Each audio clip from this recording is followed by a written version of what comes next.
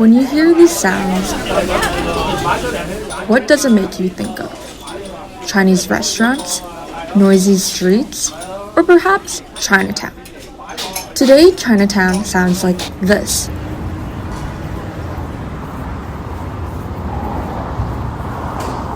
Chinatown continues to be a tourist attraction with very few businesses that continue to run. It houses a high percentage of the elderly population and low-income residents. Plus, the neighborhood, downtown East Side, struggles with drug use, which now many question safety and cleanliness. As more Chinese-owned businesses expand outside of Chinatown, fewer people would travel and visit the area. The main question that I want to know is, what does this all mean for Chinatown? Is it going extinct, or is it worth revitalizing? In this episode, I am going to unpack how did Chinatown form, when did most Chinese migrants move to Canada, the tensions on saving Chinatown, and what is happening in Chinatown now. So let's begin. How did Chinatown come about? In the early 17th century, after European settlers brought Chinese workers to build the railway due to cheap labor, many stayed and lived in proximity with one another. Some would call this Chinatown already.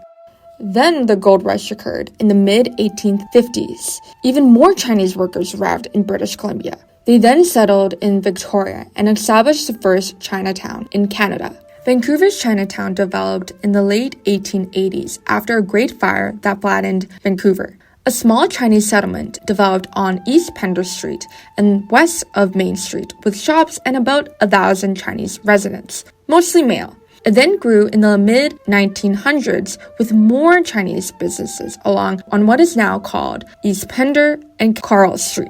After that, Columbia Street and Canton Alley. As Linda Zhang, an associate professor at Toronto Metropolitan University, described, the timing of how Chinatowns are developed and how they're displaced basically follow immigration policies across Canada and the US. The timing, if you look at the different cities, is uncannily similar. It's always tied to some legal immigration-related policy. The Chinese Exclusion Act in 1932 slowed the Chinese population growth nationwide until the repeal in 1947. The government continued to limit family sponsorships until 1962.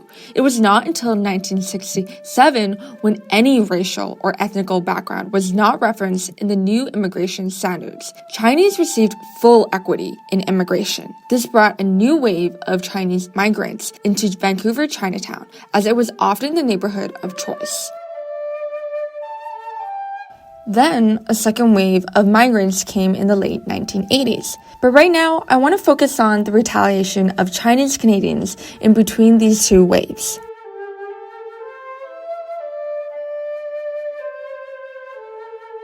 When an influx of Chinese migrants arrived in the 1960s, Vancouver had its own agenda with an urban renewal plan. Leonard Marsh, author of a 1950 report entitled Rebuilding a Neighborhood Report on Demonstration Slum Clearance and Urban Rehabilitation Project in a key central area in Vancouver, called the area's housing conditions intolerable, proposing the acquisition of clearance of the existing housing and redevelopment with 3 different types of rental housing: apartments, row housing, and small suites. This was not the first time Chinatown was labeled as intolerable. In the early 1900s, city officials and the public viewed Chinatown as a menace that needed to be condemned and contained.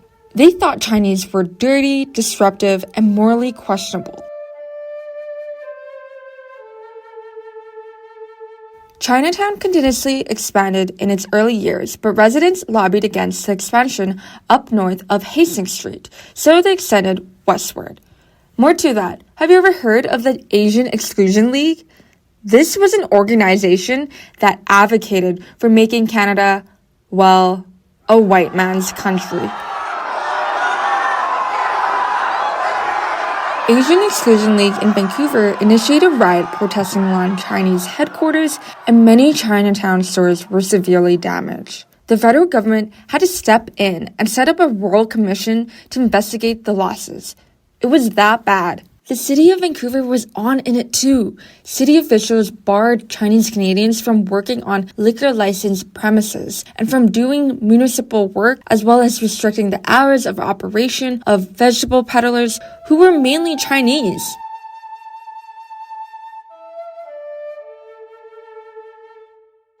These are just a few examples of anti-Asian hate in the early 20th century. The Chinese community faced hostility and hate crimes, but remained resilient and united as a community through and through.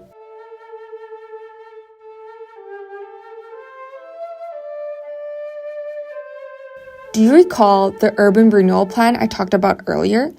That city proposal did not go through, as SPATA, Strathcona Property Owners and Tenants Association, formed by the residents, strategically brought up points to the politicians that their homes were under attack.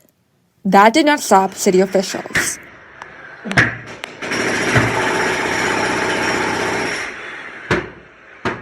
In 1967, city proposed to construct a freeway through the heart of Chinatown's commercial district, eliminating a historic area known as Shanghai Alley that now hosts the Chinese Cultural Center and the award-winning Sun Yat-sen Classical Garden. SPATA rallied again and made vigorous pronouncements about how the freeway would be the death of Vancouver's Chinatown.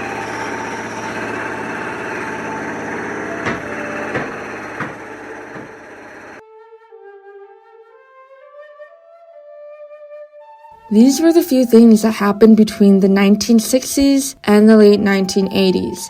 Then another influx of Chinese migrants entered Canada in the late 1970s to the 1980s. Many were from Hong Kong due to concerns about the handoff from the United Kingdom to China.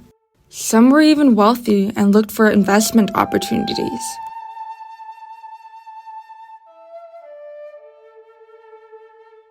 Just a few kilometers from Chinatown and Strathcona, modern, peaceful properties began to spring up, just far enough from the city's busier areas.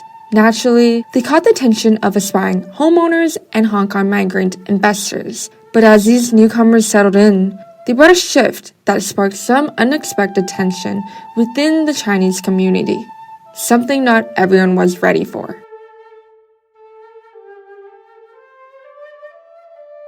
The suburban housing market started to look more appealing as fewer commercial spaces were available in Chinatown. New Chinese migrants began settling in cities like Richmond, Burnaby, and Coquitlam.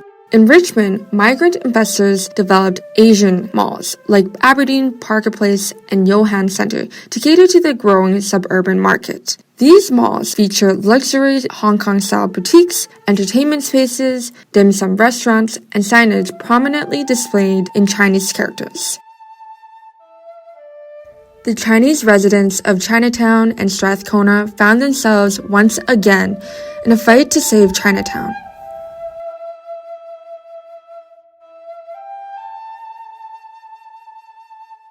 Now you need to know that Chinatown has been under an urban preservation designation since 1975. The idea was to recognize the area's unique quality and ensure the protection, restoration, and maintenance of Chinatown's historical, architectural, and cultural character. But by the 1990s, members of the Chinese Merchants Association, CMA, felt like the era was frozen in time, and the businesses were paying the price. Fewer people were coming to Chinatown to shop, and the merchants were growing weary. Even the Chinatown Historic Area Planning Committee felt the weight of the situation. Derek Cheng, a CMA member, openly questioned whether the preservation designation was doing more harm to the community in its attempt to save the physical space. At the time, Alan DeGenova, the project coordinator of CMA, voiced his concerns about the challenges Chinatown was facing. He summed it up perfectly, saying, "We want to be able to put up new buildings and still cater to the character of Chinatown. But after all, the flavor of Chinatown isn't the buildings, it's the people." In 1994, new zoning agreements were implemented, leading to major developments like Chinatown Plaza and the Success headquarters. But even with new buildings and zoning changes, fast forward to today, and Chinatown still feels quote-unquote dead. Very few locals are interested in visiting, and general safety is a concern, especially with downtown Eastside just around the corner. Some people even say Richmond is the new Chinatown, with a lively nightlife in Golden Village, packed with Asian malls, karaoke, bars, and restaurants. It's hard to miss the Asian influence that's now woven into the culture of the Lower Mainland. Some still question whether it's an authentic experience or just a shift in heritage. Take the Richmond night market, for example. It used to feel like stepping into a night market in Asia, with knockoff Louis Vuitton bags and stalls overflowing with Asian street snacks. Now, it's a mix of multicultural foods, carnival games, and performances. Much like Chinatown, it has changed over time, for better or worse. But at the end of the day, it is the people who bring the true flavor, the heart of the community. For me, it's the memories of my late grandfather working as a butcher in Chinatown, and my dad sharing stories about his 20s in the area. These memories stay with me every time I visit. A lot has changed over the past century, or even just the last few decades, but there's still so much appreciation for the area, from people like me and tourists alike.